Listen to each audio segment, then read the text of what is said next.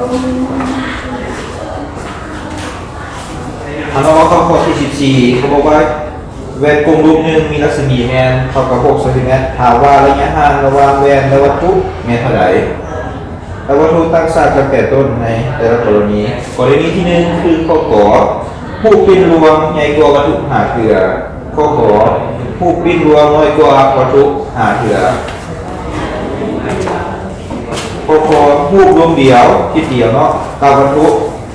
ใหญ่กว่าวัตถุหาเถื่อแสดงว่าเขามีรัศมีเท่ากับ6 เซนติเมตรซึ่งช่องหาจุดสูงของมันหรือว่า f มีได้เท่ากับ3 เซนติเมตรเนาะช่องหา s หรือระยะของวัตถุ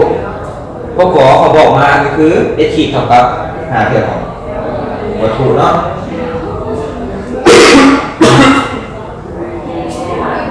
พวกs เท่ากับหาเถื่อของ s ขีดและ s ขีดเท่ากับลบหาเถื่อของ h เนาะมาเข้ากรณีที่เป็นข้อขอช่องหาวัตถุซึ่งว่าผู้รวมมีแก่ใหญ่กว่าวัตถุเป็นหาเถื่อเอามาช่องหาเลยไปได้เนี่ย1 ส่วน f เท่ากับ1 ส่วน s ขีดบวกให้กับ1 ส่วน s f ของเราเท่ากับ1 ส่วน f เท่ากับ3เนาะ s ขีดเท่ากับหาเถื่อของ s มาแทนใส่เลยเป็นหาเถื่อ s บวกให้กับ1 ส่วน s มาขึ้นพูดหัวตัวนี้ได้ก็คืออันนี้เอา5จะได้อยู่1 บวกให้กับ5 ส่วนให้กับหาเถื่อของมาส่วนนี้1 ส่วน 3เท่ากับ6 ส่วนs ถอดเอา s จะเท่ากับ6 คูณ 3 ส่วน5ซึ่ง6 คูณ 3ก็ออก18มาส่วน5ได้อยู่3.6 เซนติเมตรต่อนี้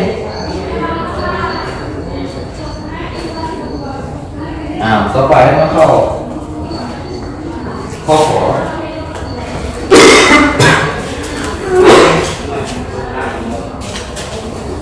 มาแก้ข้อขอเนาะต่อไปเนาะ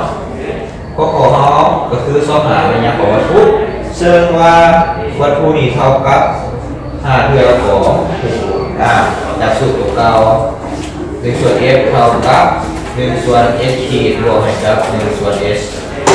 เอาแทนเฉลย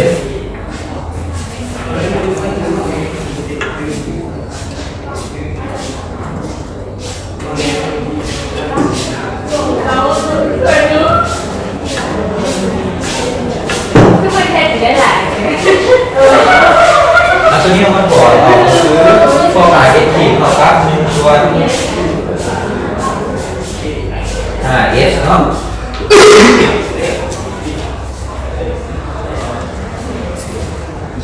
ตัวนี้จะเท่ากับ1 ส่วน s บวกให้กับ1 ส่วน s เอา5คูณกันไปเถอะเนาะได้1 ส่วน 3เท่ากับ5 ส่วน s บวกให้กับ1 ส่วน s มาถอดออกมาได้ก็คือ1 ส่วน 3เท่ากับ6 ส่วน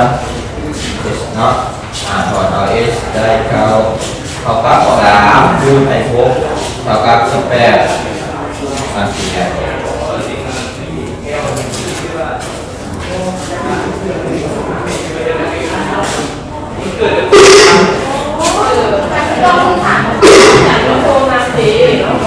มาดูข้อ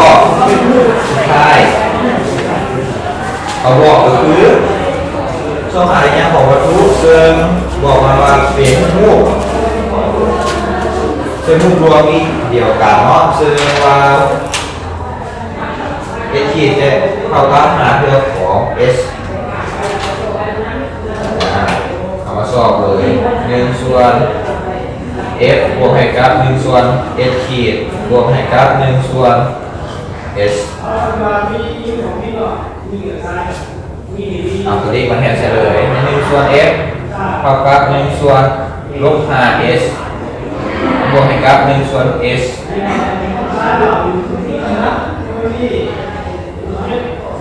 ซ ซึ่งว่า f ของเราเท่ากับ3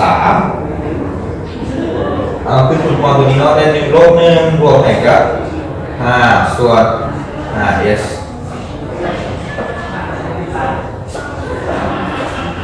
ตัวนี้ลบกันได้อยู่